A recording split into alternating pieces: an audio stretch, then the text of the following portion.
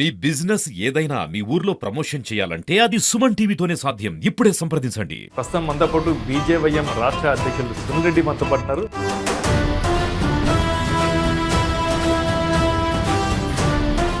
ఎన్నో ఉద్యమాలు పోరాటాలు చేసి ఈ స్థాయికి వచ్చారు. ఏంటి సీక్రెట్ ఏంటి? ఏబీవీపీలో 14 సంవత్సరాలు పనిచేసి మండల స్థాయి నుంచి జిల్లా స్థాయి వరకు, జిల్లా స్థాయి నుంచి రాష్ట్ర స్థాయి వరకు, రాష్ట్ర స్థాయి నుంచి జాతీయ కార్యవర్గ సభ్యులుగా, మండల కార్యకర్తల నుండి ఇప్పుడు రాష్ట్ర అంటే ఒకటి పని చేస్తున్నప్పుడు ఎప్పుడు కూడా మనిషికి సహజం. ఇప్పుడు స్వార్థం లేకుండా ఎవరు కూడా ఏం చేయరు కదా. ఎగ్జాక్ట్లీ. ఏబీవీపీ ఉద్యమకారులు ఉన్నప్పుడు ఏబీవీపీలో విద్యార్థి సంఘాల సమస్యలు ఏం తెలిచారు? ఈ యొక్క విద్యార్థి సంఘంలో పనిచేయడం అనేది అంత ఆషామాషి విషయం కాదు. ఈరోజు టెక్నాలజీ పెరిగింది, టైం యొక్క విలువ అందరికీ తెలుసు. అంటే ఆ రోజు మీరు ఏం చేసినా గడిచిపోతుందా? ఆ రోజు పని చేయడమే చాలా పెద్ద సవాల్తో కూడుకున్నటువంటి సమయం అది. ఉద్యమాల పేరుతో డబ్బు సంపాదించలేదా? ఒకరిద్దరు ఎవరో దాన్ని బ్లాక్మెయిల్ చేయలేదా? అప్పుడు మీరు చేసే అరాచకాలు బయటపడవు, ఇప్పుడు చేస్తే బయటపడతాయి అంతేనా? అరాచకాలు అనే విషయంలో మీరు కార్పొరేట్ విద్యా సంస్థలని బ్లాక్మెయిల్ చేయలేదా? పరస్పర సహకారం అంటుంది దాన్ని. ప్రైవేట్ యాజమాన్యాలని మీ గ్రిప్లో పెట్టుకున్నారు కదా. అనేక రకాల సమస్యలు చేస్తున్నప్పుడు అనేక రకాల ఆఫర్లు వచ్చాయి. చాలా ముడుపులు ముట్టాయని చెప్తున్నారు. మీకు ఆర్థిక విషయాల్లో అనేక రకాలు ఉన్నాయి. మేము సంపాదించుకుంటాం. మీరు చేసిన ఉద్యమాల్లో మీకు ఏది తృప్తిగా అనిపిస్తుంది? పోలీసులు అరెస్ట్ చేసి మమ్మల్ని సబ్ జైలు తీసుకెళ్లారు. ఎలా ఉంది జైలు జీవితం? 11 రోజులు సబ్ జైల్లో ఉండడం మా తల్లిదండ్రులకు కూడా తెలియదు. మీరు రాయలసీమలో ఉన్న ప్రాజెక్టుల మీద కూడా ఎందుకు ముందుకు తీసుకురాలేకపోయినా? మేము చేసిన ఉద్యమాలు మీరు ఎప్పుడైనా ఐడెంటిఫై చేశారా? చేశారు. ఒకటండి, అట్లా ఉంటాయి కదా. వీటి మీద చాలా స్పష్టమైన అవగాహన ఉంది. అంటే ఏబీవీపీకి బీజేపీకి సంబంధం ఏంటి? ఆర్ఎస్ఎస్లో మేమంతా కూడా ఒక భాగ్యస్వామి. Welcome to Suman TV. నేను కిరణ్. ప్రస్తుతం మనతో పాటు బీజేవైఎం రాష్ట్ర అధ్యక్షులు సునీల్ రెడ్డి మనతో పాటున్నారు. నమస్తే సునీల్ రెడ్డి గారు. నమస్తే అండి. నమస్తే. ఎన్నో ఉద్యమాలు పోరాటాలు చేసి ఈ స్థాయికి వచ్చారు. ఏంటి సీక్రెట్ ఏంటి? సీక్రెట్ ఏం లేదు. విద్యార్థి పరిషత్ అంటే మనం చదువుకునేటప్పటి నుంచి కూడా వెనుకబడిన ప్రాంతం నుంచి వచ్చినట్టాం కాబట్టి ఆ ప్రాంతంలో ఏ రకమైనటువంటి అవగాహన ఉండి వెనుకబడిన ప్రాంతం నుంచి వచ్చింటాం కాబట్టి చదువుతో పాటు అనేక రకాల సమస్యల్ని మనం ఐడెంటిఫై చేసి వాటి ఉద్యమాల్లో ఎక్కువ పాల్గొనడం, చదువుతో పాటు ఉద్యమాలు ఎక్కువ పాల్గొనడం వల్ల సో ఆ రకమైనటువంటి ఒక అనుభవం, ఆందోళన నేపథ్యం, సో ఇలాగ అనేక రకాల కలిసి రావడం వల్ల ఈరోజు 14 సంవత్సరాల తర్వాత 17 సంవత్సరాల తర్వాత ఏబీవీపీలో 14 సంవత్సరాలు పనిచేసి జిల్లా స్థాయి నుంచి మండల స్థాయి నుంచి జిల్లా స్థాయి వరకు, జిల్లా స్థాయి నుంచి రాష్ట్ర స్థాయి వరకు, రాష్ట్ర స్థాయి నుంచి జాతీయ కార్యవర్గ సభ్యులుగా వరకు నేను కొనసాగిన తర్వాత ఈరోజు భారతీయ జనతా యువమోర్చా రాష్ట్ర అధ్యక్షులుగా నేను అవ్వడం చాలా ఆనందంగా ఉంది. ఏబీవీపీలో చాలా అంటే 14 సంవత్సరాలు ఉంటున్నారు కదా. ఆ విద్యార్థి సంఘ నాయకులుగా ఎన్నో ఉద్యమాలు పోరాటాలు చేశారు.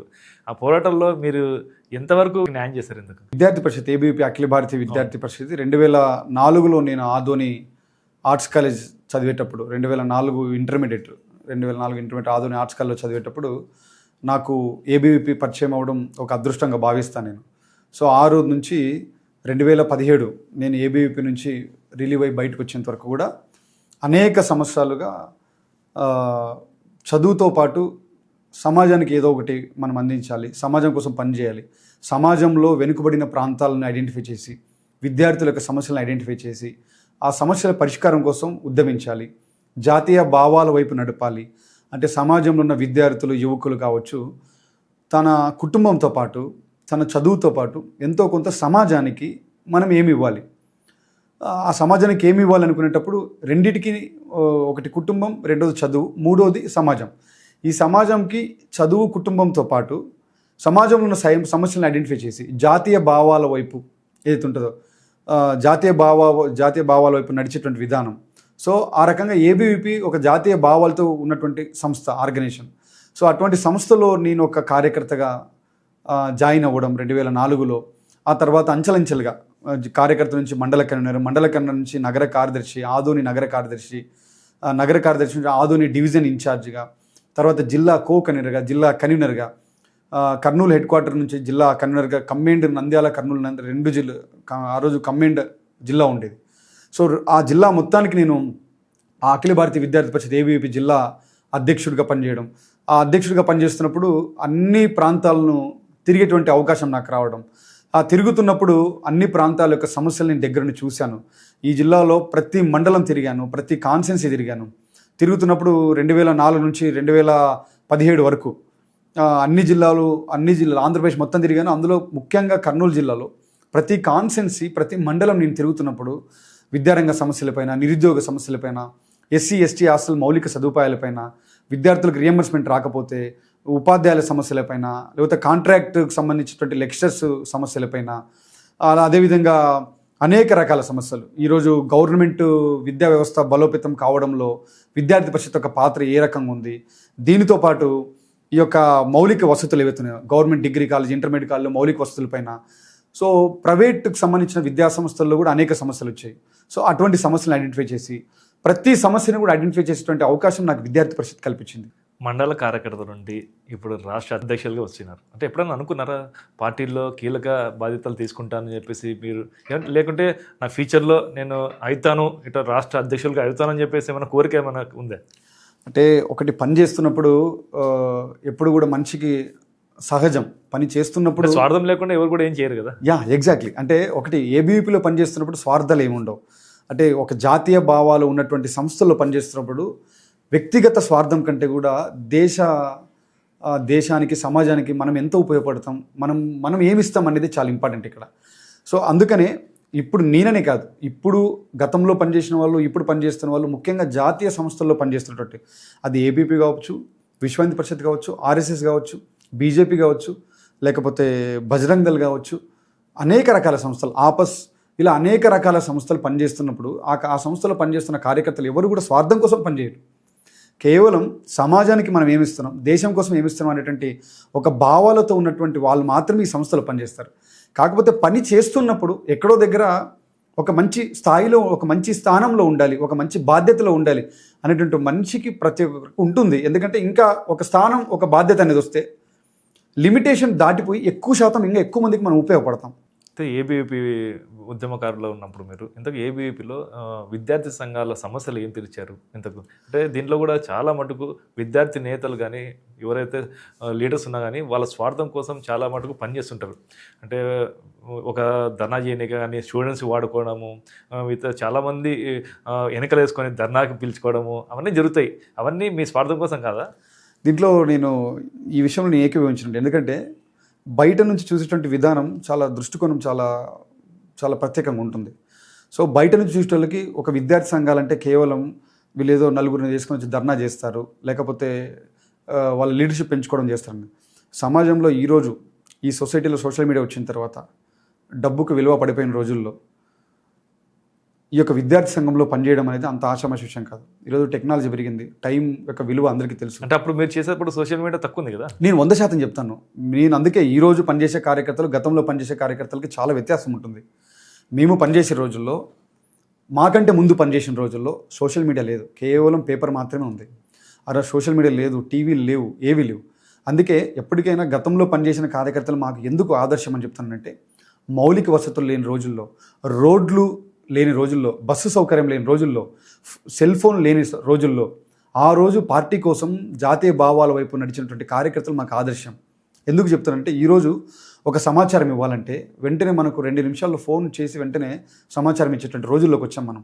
ఏదైనా ఒక సంఘటన ఎక్కడో జరిగితే మనం సోషల్ మీడియా తెలుసుకునే రోజులు వస్తున్నాయి. ఒక కార్యకర్తను అరెస్ట్ చేస్తే వెంటనే సోషల్ మీడియా తెలుసుకొని మనం అలర్ట్ అవుతున్నాం. ఒక కార్యకర్త మీద దాడి జరిగితే సోషల్ మీడియా తెలుసుకొని వెంటనే ఆ ఇంటికి వెళ్ళి మనం నేరుగా పలకరించేటువంటి విధానంలో ఉన్నాం. కార్యకర్త ఏది జరిగినా వెంటనే మనం రెస్పాండ్ అయిపోయి మనం వెంటనే దాని గురించి మనం ఆలోచిస్తున్నాం. కానీ ఒకప్పుడు ఒక మారుమూల ప్రాంతంలో ఒక కార్యకర్త పార్టీని నమ్ముకొని ఆ కార్యకర్త మీద దాడి జరిగితే ఆ రోజు సమాచారం తెలుసుకోవాలంటే కూడా చాలా ఆలస్యంగా వెలుగులోకి వచ్చేది, లేటుగా వచ్చేటట్టు. సో అటువంటి కార్యకర్తలు ఎంతోమంది, అంటే మౌలిక వసతులు లేనటువంటి కాలంలో పనిచేసిన కార్యకర్తలు మాకు ఆదర్శం. మేము అదే చెప్పుకుంటాం.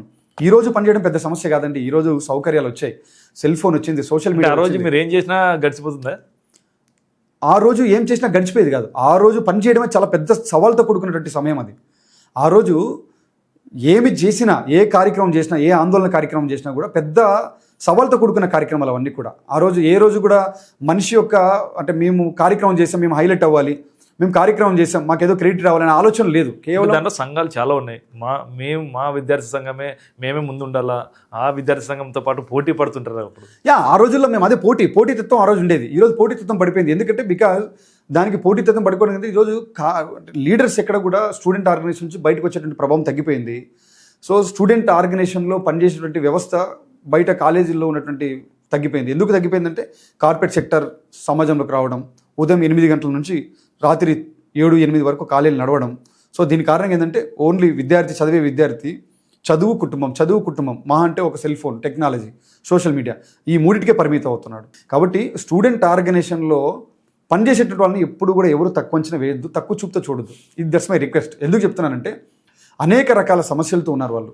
విద్యార్థి సంఘంలో పనిచేసే ఒకరిద్దరు ఏదో చెడు చేస్తేనే, ఒకరిద్దరు ఏదో మైనస్ చేస్తే మిగతా వాళ్ళందరినీ కూడా ఆ గాడికి కట్టేయడం అనేది సమంజసం కాదు. ఎందుకు చెప్తున్నానంటే కుటుంబాలను వదిలేసి, చదువును వదిలేసి సమాజం కోసం అనేక రకాల సమస్యల్ని వాళ్ళు వెంట పెట్టుకొని ఉద్యమాల పేరుతో డబ్బు సంపాదించలేదా మీరు? ఒకరిద్దరు నేను అదే చెప్తున్నా, ఒకరిద్దరు ఎవరో దాన్ని దృష్టిలో పెట్టుకొని ఒకరిద్దరు బ్లాక్మెయిల్ చేయలేదా? బ్లాక్మెయిల్ చేయలేదు నేను చెప్పట్లేదు. బ్లాక్మెయిల్ చేసేటువంటి విధానాన్ని దృష్టిలో పెట్టుకొని అందరినీ ఆ గాడికి కట్టొద్దని చెప్తున్నాను నేను. ఒకరిద్దరు ఇప్పుడు అనట్లేదు విద్యార్థి నేను చెప్తున్నా అదే. ఇప్పుడు మీరు నన్ను అంటున్నారా, సమాజంలో విద్యార్థి సంఘాలు అంటున్నారు కాదు. 100% మంచి ఎక్కడ ఉంటుంది, చెడు అక్కడే ఉంటుంది, చెడు ఎక్కడ ఉంటుందో మంచి అక్కడే ఉంటుంది. కాబట్టి దీని విషయంలో నేనేమంటే విద్యార్థి సంఘాల్లో పనిచేసే నాయకుల్ని మాత్రం ఎట్టి పరిస్థితుల్లో అది ఏ ఆర్గనైజేషన్ అన్న కావచ్చు. ఎందుకంటే ఒకప్పుడు పనిచేయడం చాలా ఇబ్బంది, ఇప్పుడు పనిచేయడం సవాల్తో కూడుకున్న. అప్పుడు మీరు చేసే అరాచకాలు బయటపడవు, ఇప్పుడు చేస్తే బయటపడతాయి అంతేనా? అరాచకాలు అనే విషయంలో మీరు ఎందుకంటే అరాచకాలు అంటే ఈరోజు అరాచకాలు చేస్తే అరాచకాలు భరించేటువంటి నేచర్ ఎక్కడ ఉంది ఈరోజు? అదే అందరికీ టెక్నాలజీ పెరిగిపోయింది, అందరికీ సోషల్ మీడియా ఉంది, అందరికీ పోలీస్ వ్యవస్థ అందుబాటులో ఉంది, అందరికీ ప్రభుత్వం అందుబాటులో ఉంది. ఈరోజు ఒక వ్యక్తి పోయి కాలేజీలో కానీ లేకపోతే బయట కార్పొరేట్ విద్యా సంస్థల్ని బ్లాక్మెయిల్ చేయలేదా? అదే నేను చెప్తున్నా. ఈరోజు బ్లాక్మెయిల్ స్టూడెంట్ ఆర్గనైజేషన్ లీడర్లు బ్లాక్మెయిల్ చేస్తే బ్లాక్మెయిల్కి లోనైనటువంటి యాజమాన్యాలు ఎక్కడ లేరు అని చెప్తున్నాను నేను. ఎందుకంటే అందరూ కూడా టెక్నాలజీ వాడుతున్నారు, పోలీస్ వ్యవస్థ ఉంది, ప్రభుత్వ యంత్రాంగం ఉంది.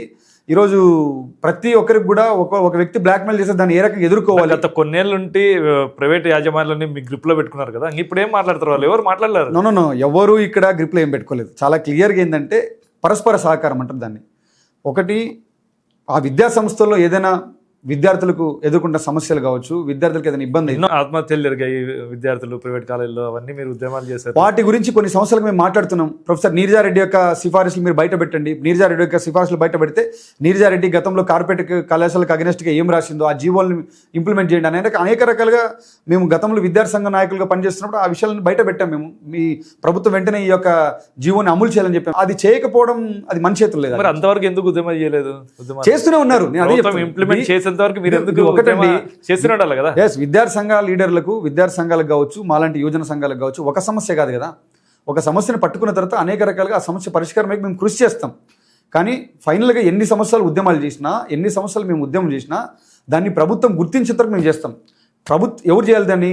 ప్రభుత్వం ఎవరైతే ఉంటారో ఆ ప్రభుత్వం చేయాలి. సో కాబట్టి మేము ఒక సమస్య పోతే ఒక సమస్య వస్తూనే ఉంటుంది. కాబట్టి 100% అన్ని రకాల సమస్యలు మేము మాట్లాడుతున్నాం. సమస్య పరిష్కారం అయిన వరకు ఎక్కడ కూడా మేము విశ్రమించలేదు, శ్రమిస్తూనే ఉన్నాం. కాబట్టి ఆ విషయం మేము కాంప్రమైజ్ సమస్య లేదు. ఓకే, మిగతా వాళ్ళ విషయం పక్క పెడితే మీ విషయానికి వస్తే, మీరు ఉద్యమాలు చేసే సమయంలో ఏమన్నా కొందరు మీ ఉద్యమం చేస్తే మాకు ప్రాబ్లం అవుతుందని చెప్పేసి ఎవరైనా ఆఫర్లు ఇచ్చేది ఏమన్నా మీకు ముందుకు పెట్టారా? ఆఫర్లు ఏమన్నా? అనేక రకాల సమస్యలు చేస్తున్నప్పుడు అనేక రకాల ఆఫర్లు వచ్చాయి, అనేక రకాల ప్రలోభాలకు గురి చేశారు. కానీ ఏ రోజు కూడా, ఎందుకంటే ఆర్గనైజేషన్ నాకు ఆ రకమైనటువంటి క్రమశిక్షణ కావచ్చు, లేకపోతే జాతీయ భావాలు నేర్పించడంలో కావచ్చు, వీటి విషయంలో మనం చాలా పర్ఫెక్ట్గా ఉన్నాం. కాబట్టి ఏ రోజు కూడా నేను ప్రలోభాలకు కావచ్చు, లేకపోతే ఇంకో విషయం కావచ్చు మేము లొంగలేదు. ఎందుకు లొంగలేదంటే సిద్ధాంతం కోసం పనిచేస్తున్నాం. ఏబీవీపీ లాంటి 4 అక్షరాలు, క్షణ క్షణం మా కణం కణం భరత మాతకి సమర్పణం. సో భారత్ మాతాకి జై, మాతరం ఈతరం వందే మాతరం. సో కళాశాలలో విద్యార్థుల కోసం ఏ రకంగా పనిచేయాలనేది కేవలం ఏబీవీపీ మాత్రం నేర్పిస్తుంది. సో ఇటువంటివి మనం పనిచేస్తున్నప్పుడు వాటి ముందు ప్రలోభాలు చాలా చిన్నగా కనిపిస్తాయి. చాలా ముడుపులు ముట్టాయి అని చెప్పి చెప్తున్నారు మీకు. అదే చాలా ముడుపులు ముట్టాయి అన్నప్పుడు నేనేమంటానంటే ముడుపులు ముట్టిన పేర్లు లేదండి, ఒక్కటి కూడా ఏం మనం తీసుకోలేదు. ఎందుకంటే వచ్చారా? చాలా ఆఫర్లు వచ్చినాయి. నేను అది చెప్తాను కదా మీకు. చాలా మంది ఉద్యోగాలు ఇస్తాం మీకు, ఉద్యోగంలో సెటిల్ గా అని చెప్పారట. నేను సెటిల్ అవ్వడం, నేను ఉద్యోగం చేయాలనుకుంటే కదా, నేను ప్రజల కోసం సేవ చేయాలన్నా, పార్టీ కోసం పనిచేయాలనుకున్నా, సిద్ధాంతం కోసం పనిచేయాలనుకున్నా, ప్రజల కోసం పనిచేయాలనుకున్నా, అటువంటి ఉద్యోగాలు మేము ఎందుకు తీసుకుంటామండి? తీసుకోము. రెండోది సమాజంలో ప్రజా సమస్యలపైన పోరాడుతున్నప్పుడు, నిరుద్యోగ సమస్యలపైన పోరాడుతున్నప్పుడు మేము పోరాడాల్సింది ఎవరిపైన?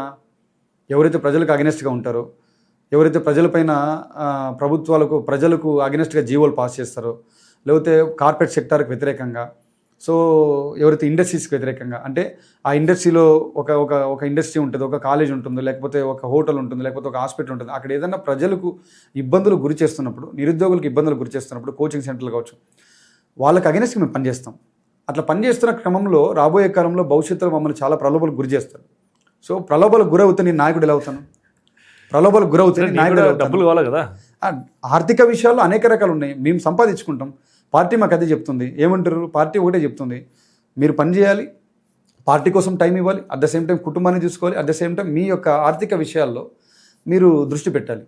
అంటే ఆర్థిక విషయాలు దృష్టి పెట్టాలంటే మమ్మల్ని కష్టపడి పని చేయమని చెప్పేసి, పార్టీ కోసం టైం ఇస్తున్నానని చెప్పేసి, నేను పార్టీ ఎదగాలని చెప్పేసి నేను ప్రలోభాలకు గురవ్వాల్సిన అవసరం లేదు, ఇంకో దగ్గర చేయి చాపాల్సిన అవసరం లేదు.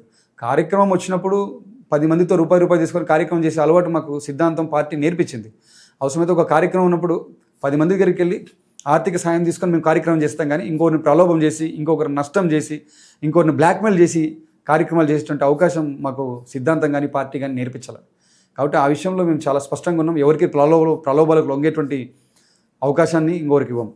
ఏబీవీపీలో మీరు చేసిన ఉద్యమాల్లో మీకు ఏది తృప్తిగా అనిపించింది? అంటే దీనివల్ల ఒక సాధించినాను నేను అనేది ఏమనుంది? అనేక రకాల సందర్భాలు ఉన్నాయి. ఒకటి ఆదోనిలో పనిచేస్తున్నప్పుడు ఆదోని ప్రభుత్వ డిగ్రీ కళాశాల కోసం మేము అనేక రకాల ఉద్యమాలు చేసాం. 2007 రాజశేఖర రెడ్డి ప్రభుత్వం వచ్చిన తర్వాత, కాంగ్రెస్ ప్రభుత్వం వచ్చిన తర్వాత ఆంధ్రప్రదేశ్లో ఆదోనిలో డిగ్రీ కళాశాల ఏర్పాటు చేయడం కోసం అనేక సంవత్సరాలు మా సీనియర్లు కూడా అనేక రకాల విద్యార్థి సంఘాలు పనిచేసాయి. అందులో ఏబీవీపీ కూడా చాలా ముఖ్యమైన పాత్ర పోషించింది. అందులో నేను అక్కడ ఆదోని డివిజన్ ఇన్ఛార్జ్గా ఉన్నాను. సో ఆ రోజు రాజశేఖర రెడ్డి గారు ఆదోనికి వచ్చారు. సో ఆదోనికి వచ్చినప్పుడు ప్రభుత్వ డిగ్రీ కళాశాల ఏర్పాటు చేయాలని చెప్పేసి 200 మంది ఏబీపీ కార్యకర్తలతో మేము రాజశేఖర్ని అడ్డుకున్నాం. ఆ రోజు రాజశేఖర్కి ఉన్న పాపులారిటీ మీకు తెలుసు.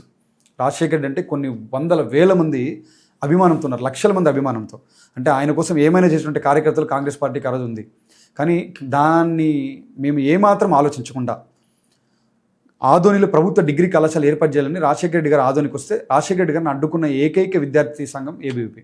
200 మంది కార్యకర్తలతో రాజశేఖర్ని అడ్డుకున్నాం. రాజశేఖర రెడ్డి గారు దాన్ని చూసిన తర్వాత మమ్మల్ని వెంటనే మళ్ళీ అక్కడ నుంచి మమ్మల్ని పోలీసులు గెంటేసిన తర్వాత మళ్ళీ మేము కొండల్లో పడి మళ్ళీ ఆర్ఎన్బి గెస్ట్ హౌస్కి వెళ్ళాం. అంతటితో ఆగలి మేము. రాజశేఖర రెడ్డిని అడ్డుకున్న తర్వాత రాజశేఖర రెడ్డి మళ్ళీ వెంటనే ఆర్ఎన్బి గెస్ట్ హౌస్కి వెళ్ళాడు. రాజశేఖర రెడ్డి గారిని మళ్ళీ మేము కలవాలి, మా యొక్క ఆదోని డిగ్రీ కళాశాల, ఆదోని వెనుకబడిన ప్రాంతం, ఈ ప్రాంతంలో డిగ్రీ కళాశాల యొక్క ఆవశ్యకత, ప్రాముఖ్యత ఆయనకు తెలియాలని చెప్పి ఛాన్స్ దొరకదు రాజశేఖర రెడ్డి గారు సీఎం. సో అని చెప్పేసి మళ్ళీ వెంటనే ఒక కొండ ఉంటుంది మధ్యలో, ఆర్ఎన్బి గెస్ట్ హౌస్కి ఆర్ట్స్ కాలేజ్ మధ్యలో, ఆ కొండ ఎక్కి మళ్ళీ ఒక 50 మంది కార్యకర్తలు ఆర్ఎన్బి గెస్ట్ హౌస్కి వెళ్ళాం.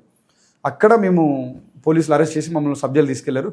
ఆ తర్వాత అనేక సంవత్సరాల ఉద్యమాల తర్వాత, అంటే నియర్లీ ఒక 10-12 సంవత్సరాలు నేను ఆ ప్రాంతంలో ఉండడం, ఆ ప్రాంతంలో డిగ్రీ కళాశాల, పీజీ కళాశాల కోసం ఫైట్ చేస్తున్నప్పుడు నేను ఆంధ్రప్రదేశ్ రాష్ట్ర కార్యదర్శి, తర్వాత జాతీయ ఆరోగ్య సభ అయిపోయిన తర్వాత గత ప్రభుత్వం ఏదైతుందో ఆదోనిలో ప్రభుత్వ డిగ్రీ కళాశాల శాంక్షన్ చేయడం చాలా సంతోషాన్ని ఇచ్చింది. ఎందుకంటే మేము ఉద్యమాలు చేసాం, ఉద్యమాల్లో డిగ్రీ కళాశాల శాంక్షన్ అయింది. సో ఫైనల్గా ఏంటంటే రాబోయే కాలంలో ఎప్పుడైనా సరే ఒక సమస్య కోసం ఉద్యమం చేస్తున్నప్పుడు ఆ సమస్య పరిష్కారమైనప్పుడు చాలా మనిషికి ఒక సక్సెస్ అనేది కనిపిస్తుంది. అంటే దేనికోసమైతే మనం ఉద్యమం చేస్తున్నామో ఆ ఉద్యమంలో మనం ఏదైనా సక్సెస్ రేట్ దొరికితే అంతకంటే ఏం కావాలి ఇంకా. అంటే వ్యక్తిగత జీవితంలో ఎంత సాటిస్ఫై ఉన్నా కూడా సమాజంలో పనిచేస్తున్నప్పుడు ఆ సమస్యల పరిష్కారం అయినప్పుడు అనేక రకాల అనుభవాలు, అనేక రకాల విజయాలు వస్తున్నప్పుడు చాలా ఆనందంగా ఉంటుంది. కాబట్టి అక్కడ నేను చాలా సంతోషపడ్డాను. ఆ తర్వాత 2011 ఈ కర్నూలులో ఈ బీఈడి కళాశాల ఉద్యమం, అనేక మంది 3-4 వేల మంది విద్యార్థులు ఒక్కసారిగా కలెక్టరేట్లు దూసుకెళ్ళి ఆ రోజు ఎస్జిటి అవకాశం కల్పించాలని చెప్పేసి ఇటువంటి అనేక రకాల ఉద్యమాలు చేసినప్పుడు దగ్గర 11 రోజులు సబ్ జైల్లో ఉన్నాను నేను. సో చాలా బాధపడిన సంఘటన అది. అంటే 11 రోజులు సబ్ జైల్లో ఉన్నప్పుడు ఆ రోజు జైలు జీవితం అదే చెప్తాను నేను. 11 రోజులు సబ్ జైల్లో ఉండడం మా తల్లిదండ్రులకు కూడా తెలియదు. సో నేను సబ్ జైల్లో ఉన్నట్టు 11 రోజులు నేను ఎప్పుడు చెప్పాను, నేను రిలీవ్ అయిపోయినాక చెప్పాను నేను సబ్ జైలు ఎక్కడ పోయినారనుకుంటారు మరి. అంటే ఆ రోజు అదే చెప్తాను, కేవలం ఆర్గనైజేషన్ కోసం టైం ఇచ్చాడు, ఇంకా వదిలేశారు. ఆ రోజుల్లో మా తల్లిదండ్రులు నా మీద ఆశలు కూడా వదిలేశారు. ఎందుకు ఇంకా ఏ రోజు కూడా కుటుంబాన్ని నేను పట్టించుకోలేదు. ఏ రోజు కుటుంబం అంటే ఒక్కరోజు కూడా తల్లిదండ్రులకు ఫోన్ చేసి ఏం తిన్నారా, ఎక్కడున్నారా, ఆరోగ్యం ఎలా ఉంది అడిగేటువంటి పరిస్థితి లేదు. ఎందుకంటే ఆ రోజు పూర్తిగా సంస్థకు సమయం కేటాయించడం, అందులో ఉండిపోవడం, ఆ తర్వాత తల్లిదండ్రులని మనం చూసుకోవాలి, తల్లిదండ్రుల బాధ్యత తీసుకోవాలనే విషయం మనకు తెలుస్తుంది తర్వాత కూడా. ఆ రోజు 11 రోజులు సబ్ జైలు ఉన్నప్పుడు చాలా స్టార్టింగ్లో ఒక 2-3 రోజులు ఏమనిపించలేదు, కానీ ఆ తర్వాత రకరకాల వ్యక్తులతో సబ్ జైల్లో ఉండడం, ఆ గదుల్లో వేరే మర్డర్ చేసి వచ్చిన వాళ్ళు, తర్వాత చైన్ స్నాచింగ్ చేసి వచ్చిన వాళ్ళతో వాళ్ళ యొక్క మానసిక స్థితి సరిగ్గా లేనటువంటి వ్యక్తులతో సబ్ జైల్లో ఒకే రూమ్లో మమ్మల్ని వేయడం, అటువంటి వ్యక్తులతో ఉన్నప్పుడు మనం ఎక్కడో దగ్గర చిన్న బాధ, అరే ఇటువంటి వ్యక్తులతో మనం ఒక రూమ్లో ఉండాల్సి వస్తుంది, జీవితంలో ఏ రోజు ఇది అనుకోలేదని. కానీ అన్ని రకాల అనుభవాలు లీడర్కి అవసరం, అన్ని రకాల అనుభవాలు నాయకుడికి అవసరం. అటువంటి వ్యక్తులు ఎలా ఉంటారు, ఎలా ప్రవర్తిస్తారు, ఏ సిచ్యువేషన్లో వాళ్ళు ఆ పని చేసి వచ్చారు. నేను దాన్ని కొద్దిగా బాధపడి కల్లో నీళ్ళు తెచ్చుకున్న సందర్భం ఉంది, కానీ వాళ్ళతో అనుభవాలు పంచుకున్న తర్వాత వాళ్ళు ఏ స్థితిలో ఆ పని చేయాల్సి వచ్చింది అనేటువంటి విషయాలను పంచుకున్న తర్వాత నాకు పెద్దగా అనిపించలేదు. కానీ 11 రోజులు సబ్ జైలు జీవితం చాలా జీవితంలో అనేక రకాల విషయాలు నాకు నేర్పించింది. అయితే మీ తల్లిదండ్రులకు మీ విషయానికి వస్తే, అవును మా వాడు దొంగతనం చేయలేదు, హత్య చేయలేదు, కానీ జైలు జీవితం గడుపుతున్నాడు కదా అని చెప్పేసి వాళ్ళకి బాధ ఉంటుంది కదా. నేను అదే చెప్తున్నాను, ఆ రోజు వాళ్ళకు జైల్లో ఉన్నటువంటి విషయం వాళ్ళకి తెలియదు, తర్వాత కూడా తెలిసింటుంది కదా. తర్వాత తెలిసి ఉంటుంది, తర్వాత వాళ్ళు బాధపడ్డారు. ఎందుకంటే తల్లిదండ్రుల బాధ కంటే సమాజంలో తల్లిదండ్రులని ప్రభావితం చేసినటువంటి వ్యక్తులు చాలామంది ఉంటారు. పేపర్ చూస్తున్నప్పుడు అనేక రకాల వ్యక్తులు, మా బంధువులు కావచ్చు, మా స్నేహితులు కావచ్చు, మా ఊర్లో ఉన్నవాళ్ళు, పక్క ఊర్లో ఉన్నవాళ్ళు మమ్మల్ని రోడ్డు మీద ఇట్లా ధర్నాలు చూస్తున్నప్పుడు మా తల్లిదండ్రులు చెప్పేటోళ్ళు, ఏమమ్మా మీ కొడుకు అలా రోడ్డు మీద ఉన్నాడు, రోడ్డు మీద ధర్నాలు చేస్తున్నారు, మీరు చదువుకోవడానికి పంపించారా, ధర్నాలు చేయడానికి పంపించినప్పుడు మా తల్లిదండ్రులను కలవడానికి వచ్చి బాధపడి ఏడుస్తున్నప్పుడు చాలా బాధ అనిపించేది. నేను తల్లిదండ్రులను ఇబ్బంది పెడుతున్నానే, నిజంగా కొద్దిగా మా ప్రాంతంలో ఎంతో కొంత మా కుటుంబానికి కొద్దిగా ఐడెంటిఫికేషన్ అయినటువంటి కుటుంబం, గుర్తింపు ఉన్నటువంటి కుటుంబం అది. సో చెప్తున్నప్పుడు వాళ్ళు కొద్దిగా బాధపడి ఏడ్చినప్పుడు చాలా రకాల తల్లిదండ్రులు బాధ పెడుతున్న ఆలోచన వచ్చింది. కానీ ఎంటైర్గా వాళ్ళ బాధ పెట్టినప్పుడు నాకు అనుకోటి అనిపించింది, నేను తప్పు చేయట్లేదు, నేను ఒక జాతీయ భావాలు ఉన్నటువంటి విద్యార్థి సంఘంలో పనిచేస్తున్నా, నేను సమాజం కోసం పనిచేస్తున్నా, నా సమస్యలు కాదు, నా కుటుంబ సమస్యలు కాదు, ఇతర విద్యార్థుల యొక్క సమస్యలని పరిష్కారంలో నేను భాగస్వామిని అయ్యాను అనేటువంటి విషయాన్ని గుర్తొచ్చినప్పుడు ఆ బాధ నాకు చాలా చిన్నదనిపించేది. సో అప్పుడు తల్లిదండ్రుల బాధ చాలా చిన్నదనిపించేది. సో అందుకనే ఏ రోజు కూడా తల్లిదండ్రులకి నేను చాలా ధైర్యంగా చెప్పొచ్చుతోంది, మీరేం బాధపడాల్సిన అవసరం లేదు, నేను చాలా ఆనందంగానే పనిచేస్తున్నాను, ఎక్కడ నన్ను ఇబ్బంది ఎవరు పెట్టట్లేదు, కాబట్టి ఏ రోజైనా ఒక ప్రయోజకుడిని అవుతాను, ఏ రోజైనా కుటుంబం యొక్క పేరు, కుటుంబం యొక్క గౌరవం నేను నిలబెడతాను అనేటువంటి విషయాన్ని చెప్పొచ్చా. ఓకే, మీరు చాలా ఉద్యమాలు చేశారు. సమైక్యాంధ్ర ఉద్యమం చాలా కీలకమైనది, చాలా మొత్తం ఇంట్లో వాళ్ళు కూడా పసి పిల్లలతో అసలు బయటకు వచ్చారు. అప్పుడు మీ ఉద్యమం ఎలా సాగింది? సమైక్యాంధ్ర ఉద్యమంలో ఒకటేంటంటే రాయలసీమ ప్రాంతం వెనుకబడిపోతుంది అనేటువంటి ఒక భావన తప్ప మాకు సమైక్యాంధ్ర ఉండాలి. ఎందుకంటే సమైక్యాంధ్రలో మేము ఎందుకు బాగా ఉద్యమం చేసామంటే హైదరాబాద్ లాంటి ఒక పెద్ద నగరాన్ని కోల్పోతాం అనేటువంటి ఒక బాధ. ఎందుకంటే ఎంటైర్ ఆంధ్రప్రదేశ్లో మన హైదరాబాదు, మన ప్రాంతం అనేటువంటి ఒకటి గుర్తొచ్చినప్పుడు ఇక్కడున్న పరిశ్రమలు కావచ్చు, ఇక్కడున్న పెద్దవాళ్ళు కావచ్చు, ఇన్వెస్ట్మెంట్స్ అంతా కూడా హైదరాబాద్లో పెట్టారు. వాళ్ళు అనుకుంటే ఈరోజు మేజర్ షేర్స్ చూడండి, హైదరాబాద్లో ఉన్న major shares, majors industries, major వ్యాపారాలన్నీ కూడా ఈ ప్రాంతం వాళ్ళవే. అక్కడ అది హైదరాబాద్ కూడా మన ప్రాంతం అనుకొని ఈ ప్రాంతం వాళ్ళు అక్కడ ఇన్వెస్ట్మెంట్ చేశారు, ఈ ప్రాంతం వాళ్ళు వ్యాపారాలు పెట్టారు, అక్కడ అభివృద్ధిలో భాగస్వామి అయ్యారు ఆంధ్రప్రదేశ్ ప్రాంత ప్రజలు కావచ్చు, పెద్దవాళ్ళు కావచ్చు, వ్యాపారస్తులు కావచ్చు. సో అటువంటి టైంలో హైదరాబాద్ ప్రాంతం మనకు కాదని పోతుందనే ఒక బాధ తప్ప ఇంకో వ్యత్యాసం, ఇంకో బాధ ఏం లేదు. సరే, మీరు విద్యార్థి సంఘాల సమస్యలతో పాటు, నేతల సమస్యలతో పాటు ఏదైనా కానీ విద్యార్థి మీరు రాయలసీమలో ఉన్న ప్రాజెక్టుల మీద కూడా ఎందుకు ముందుకు తీసుకురాలేకపోయినారు? మీరు ముందుకు తీసుకురాలేకపోయినా మీరు అంటారు, కానీ మేము చేసిన ఉద్యమాలు మీరు ఎప్పుడైనా ఐడెంటిఫై చేశారా? ఎందుకంటే ఒకటండి, ఏ రోజు కూడా ఎప్పుడైనా మా బాధ్యత ఉద్యమాలు చేయడం వరకు సమస్య ఉన్న ప్రాజెక్టులు ఏమైనా, నేను అదే చెప్తాను. పశ్చిమ ప్రాంతం గురించి చాలా చిన్న వయసు నాది, అంటే నేను చాలా చిన్న ఏజ్లోనే ఈ ప్రాంతం ఎంటైర్ కర్నూలు, నంద్యాల జిల్లా కావచ్చు, కర్నూలు జిల్లా కావచ్చు. ఈ రోజు నంద్యాల జిల్లాని మనం చెప్పుకుంటున్నాం. ఆ రోజు మేము పనిచేసే రోజుల్లో combined district in Nandyal, Kurnool ప్రాంతం, కర్నూలు కూడా ఒక భాగం నంద్యాల. కంబైన్డ్ డిస్ట్రిక్ట్స్లో నేను తిరగని మండలం లేదు, నేను తిరగని ప్రాంతం లేదు, నేను తిరగని కాన్స్టిట్యున్సీ లేదు. కర్నూలు పశ్చిమ ప్రాంతం గురించి అనేక రకాల సమస్యల నుంచి ఉద్యమాలు చేస్తున్నాం. ఎప్పుడైతే కర్నూలు నుంచి నంద్యాల డివైడ్ అయిపోయిందో, నంద్యాల జిల్లా ఏర్పడిందో, ఈ ప్రాంతం ఇంకా వెనుకబడిపోయింది. కలిసి ఉన్నప్పుడన్నా కొద్దిగా అంతో కొంత మనకు ఆ నంద్యాల ప్రాంతం నుంచి రావాల్సిన రెవెన్యూ కర్నూలు ప్రాంతంలో కూడా ఖర్చు పెట్టేవాళ్ళు. కానీ ఇప్పుడు నంద్యాల ప్రాంతం డివైడ్ అయిపోయిన తర్వాత, నంద్యాల జిల్లా అయిన తర్వాత కర్నూలు జిల్లా రోల్ ఏంది, అసలుకి కర్నూలు జిల్లా అభివృద్ధి ఏంది? కర్నూలు జిల్లాలో 8 కాన్స్టిట్యున్సీలు వచ్చాయి. ఈ 8 అసెంబ్లీలో 8 కాన్స్టిట్యున్సీలో ఒక ఇండస్ట్రీ లేదు. ప్రాముఖ్యత ఉన్నటువంటి దేవస్థానాలు నంద్యాల జిల్లాకి వెళ్ళిపోయాయి. తర్వాత పూర్తయిన ప్రాజెక్టులన్నీ నంద్యాల జిల్లాలో ఉన్నాయి, పెండింగ్ ఉన్న ప్రాజెక్టులన్నీ కర్నూలులో ఉన్నాయి. వేదవచ్చి కావచ్చు, గుండ్రేవల కావచ్చు, ఇవన్నీ పెండింగ్ ఉన్న ప్రాజెక్ట్స్. సో ఒక ఇండస్ట్రీ రాలేదు, ఒక పరిశ్రమ లేదు. రెండోది నంద్యాల ప్రాంతంలో 2 హైవేలు కనెక్టివిటీ ఉన్నాయి. డోన్ కనెక్టివిటీ, డోన్ నుంచి బెంగళూరు వెళ్ళాలంటే డోన్ నుంచి వెళ్ళాలి, తిరుపతి చెన్నై వెళ్ళాలంటే మనకు నంద్యాల మీదుగా వెళ్ళాలి. సో కర్నూలు పశ్చిమ ప్రాంతంలో ఒక హైవే కనెక్టివిటీ లేదు, ఒక పరిశ్రమ లేదు, ఒక దేవస్థానం లేదు, మంత్రాలయం తప్ప, ఉరుకుందీరణ స్వామి తప్ప ఒక దేవస్థానం లేదు. సో వీటి మీద చాలా స్పష్టమైన అవగాహన ఉంది. మొన్నటి వరకు మీరు ఏబీవీపీలో ఉన్నారు, ఇప్పుడు బీజేపీ పార్టీలో సొంతమైన బీజేపీ రాష్ట్ర అధ్యక్షులు ఉన్నారు. అయితే ఏబీవీపీకి బీజేపీకి సంబంధం ఏంటి? అంటే ఇక్కడ ఏబీవీపీకి బీజేపీకి ఒక సంబంధం ఏంటంటే, రాష్ట్రీయ స్వయం సేవక్ సంఘ్ ఆర్ఎస్ఎస్ ఉంది కదా, ఆర్ఎస్ఎస్లో మేమంతా కూడా ఒక భాగస్వాములు, మేమంతా కూడా ఒక మీరు ఆర్ఎస్ఎస్లో పనిచేశారా? ఆర్ఎస్ఎస్లో పని చేశానంటే ఆర్ఎస్ఎస్లో నాకు శిక్షణ పూర్తి అయిపోయింది. 4 రకాల శిక్షణలు ఉంటాయి, 4 రకాల ఒక శిక్షణ పూర్తి అయిపోయింది నాది. ఆర్ఎస్ఎస్లో నేను ఒక కార్యకర్తని, ఆర్ఎస్ఎస్లో కార్యకర్తని. అంతకంటే ముందు నాకు ఏబీపీ పరిచయం, అఖిల భారతీయ విద్యార్థి పరిషత్ పరిచయం, తర్వాత సంఘం పరిచయం అనమాట. అయితే ఆర్ఎస్ఎస్లో మేమంతా కూడా మాకు ఎవరైనా మమ్మల్ని దిశానిర్దేశం చేయాలంటే మాకు ఆర్ఎస్ఎస్ చేసింది, బీజేపీ చేయదు, ఏబీవీపీ వాళ్ళకి. సో ఏబీవీపీకి బీజేపీ కూడా ఆర్ఎస్ఎస్ సంబంధం ఉండదా? బీజేపీకి ఆర్ఎస్ఎస్ సంబంధం, అదే చెప్తున్నాను. ఇప్పుడు ఆర్ఎస్ఎస్ అనేది ఒక పెద్ద సంస్థ. సో ఆర్ఎస్ఎస్లో మేమంతా కూడా మేము ఒక కీలకమైన శాఖలు, ఏబీవీపీ కావచ్చు, బీజేపీ కావచ్చు, లేకపోతే ఆపస్ కావచ్చు, లేకపోతే బిఎంఎస్ భారతీయ మజ్దూర్ సంఘ్ కార్మికులకు, తర్వాత విహెచ్పి కావచ్చు, ఇలాగ అనేక రకాల సంస్థలు ఆర్ఎస్ఎస్లో భాగం. సో మమ్మల్ని అందరినీ దిశానిర్దేశం చేసేది ఆర్ఎస్ఎస్ఏ. సో ఆర్ఎస్ఎస్ ఏం చెప్తే మేము అది చేయాలి. ఆర్ఎస్ఎస్ ఏం చెప్తుంది? సమాజం కోసం పనిచేయండి, దేశం కోసం పనిచేయండి మాత్రమే చెప్తుంది, అంతకుమించి ఏమీ చెప్పదు. బయట అనుకునేది ఇంకో రకం, కానీ లోపల జరిగేది ఇంకో రకం. కాబట్టి చాలా క్లియర్గా మాకు చెప్పేది ఆర్ఎస్ఎస్ ఒకటే చెప్తుంది, దేశం కోసం సమాజం కోసం పనిచేయండి తప్ప వేరే ఏది కూడా పనిచేయద్దండి.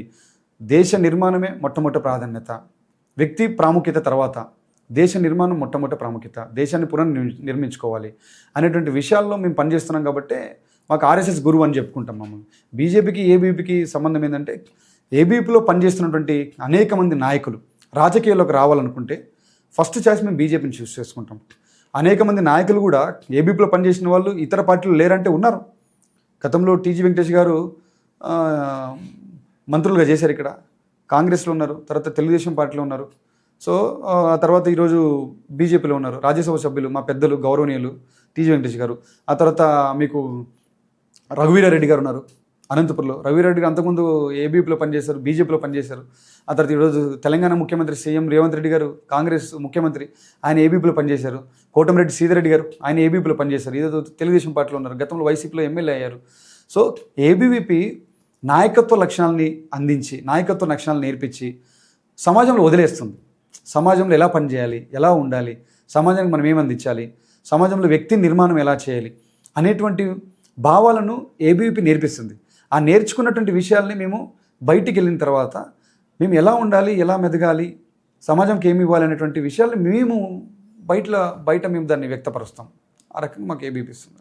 ఓకే అండి, ఇంతవరకు సునీల్ రెడ్డి గారు ఏబీవీపీలో విద్యార్థి సంఘ నేతగా అయితే చూసాం. మళ్ళీ రెండో పాటలో రాజకీయంగా ఎలా ముందుకు వచ్చాడు, రాజకీయాల్లోకి ఎందుకు రావాలనుకున్నారో మనం రెండో పాటలో చూద్దాం. ఓకే, నమస్తే.